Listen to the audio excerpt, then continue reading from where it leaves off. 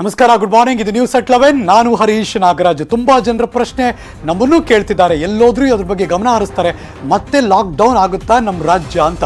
ಮೊದಲ breaking news, lockdown ಸುಳಿವನ್ನ ಕೊಟ್ಟಿದ್ದಾಯ್ತು ಮುಖ್ಯಮಂತ್ರಿಗಳು. Lockdown ಬೇಕು ಅಂತಿದ್ದಾರೆ ಸಚಿವ ಡಾಕ್ಟರ್ ಸುಧಾಕರ್.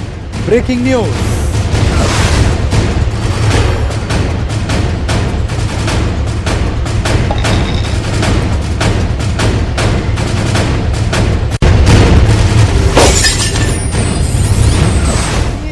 ಕರ್ಫ್ಯೂ ಇಂದ ನಾವು ಅಂದುಕೊಂಡಷ್ಟು ಯಶಸ್ಸನ್ನು ಸಾಧಿಸಕ್ಕಾಗಿಲ್ಲ ಈ ಕರೋನಾ ಕಂಟ್ರೋಲ್ ಮಾಡುವುದರಲ್ಲಿ.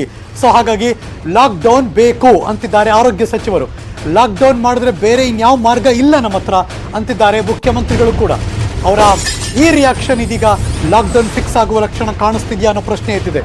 ಸೋಂಕು ಕಡಿಮೆ ಆಗಬೇಕಾದ್ರೆ ಲಾಕ್ಡೌನ್ ಅನಿವಾರ್ಯ, ಇಲ್ಲದೆ ಹೋದ್ರೆ ಸಾವು ನೋವು ಜಾಸ್ತಿ ಆಗುತ್ತೆ. ಆರೋಗ್ಯ ಸಚಿವ ಡಾಕ್ಟರ್ ಕೆ ಸುಧಾಕರ್ ಹೇಳಿಕೆ. ಲಾಕ್ಡೌನ್ ಬೇಕು ಅಂತಿದ್ದಾರೆ ಸಚಿವ ಸುಧಾಕರ್. ಸಂಜೆ ಸಿಎಂ ಜೊತೆ ಮಾತಾಡಿ ಅಂತಿಮ ನಿರ್ಧಾರವನ್ನು ಪ್ರಕಟ ಮಾಡ್ತಾರೆ. ಲಾಕ್ಡೌನ್ಗೆ ಎಲ್ಲರಿಂದಲೂ ಕೂಡ ಒತ್ತಾಯ ಅಂದ್ರು ಡಾಕ್ಟರ್ ಸುಧಾಕರ್. ಅವ್ರೇನ್ ಮಾತಾಡಿದ್ರು ಬನ್ನಿ ನೋಡೋಣ.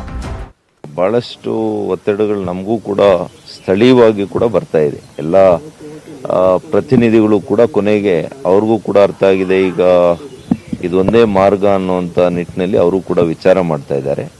ಹೌದು, ಆರೋಗ್ಯ ಇಲಾಖೆ ಖಂಡಿತವಾಗಿಯೂ ಕೂಡ ಲಾಕ್ಡೌನ್ ಬಹಳ ಮುಖ್ಯ ಅನ್ನುವಂಥದ್ದು.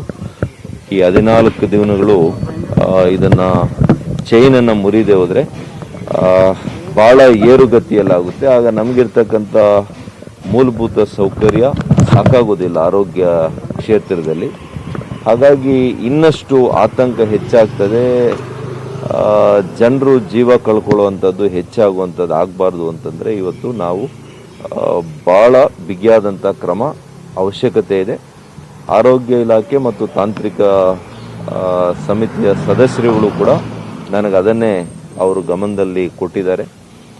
ಹಾಗಾಗಿ ನಾನು ಅದನ್ನು ಭಾಳ ಬಲವಾಗಿ ಮಾನ್ಯ ಮುಖ್ಯಮಂತ್ರಿಗಳ ಜೊತೆ ಪ್ರತಿಪಾದನೆಯಿಂದ ಮಾಡ್ತೇನೆ.